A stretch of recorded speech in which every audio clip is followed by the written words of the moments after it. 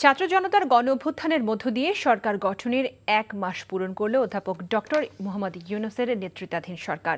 স্বাধীনতার পর গত 53 বছরে রাষ্ট্রের রন্ধ্রে রন্ধ্রে যে অনিয়মের সংস্কৃতি বাসা বেঁধেছে, এই সরকার প্রয়োজনীয় সংস্কারের মাধ্যমে সেই সংস্কৃতিতে পরিবর্তন নিয়ে আসবে বলে পুরো জাতি প্রত্যাশা করছে। নজরানা চৌধুরীর রিপোর্ট।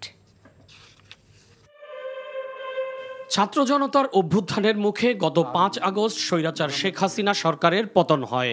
ছাত্রদের দাবির মুখে এর 3 দিন পর অধ্যাপক ডক্টর মোহাম্মদ ইউনূসের নেতৃত্বে অন্তর্বর্তীকালীন সরকার শপথ নেয়। প্রধান উপদেষ্টা পদের কর্তব্য দায়িত্ব নেয়ার সাথে সাথেই সরকার দ্রুততার সাথে জুলাই আগস্ট গণবিপ্লবে অংশ নেয়া অগণিত মানুষের বিরুদ্ধে দায়ের করা মামলা প্রত্যাহার করে। একই সাথে নিহত ও আহতদের পরিবারকে সহায়তার ঘোষণাও দেয়া হয়।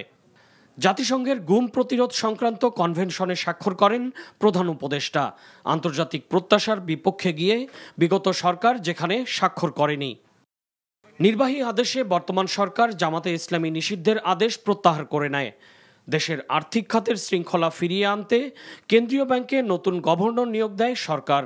একই সাথে অর্থনৈতিক অবস্থার উপর শ্বেতপত্র প্রণয়ন কমিটিও গঠন করে। 10টি ব্যাংকের পরিচালনা পর্ষদ পুনর্গঠন করা হয়েছে।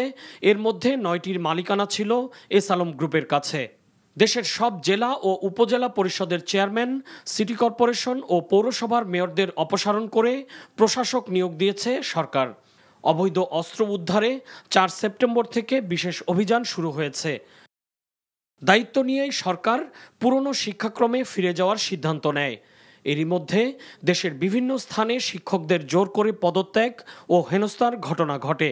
শিক্ষা উপদেষ্টা এসব ঘটনা বন্ধে কঠোর অবস্থান নেয়ার ঘোষণা দেন। নজরানা চৌধুরী, এনটিভি নিউজ, ঢাকা।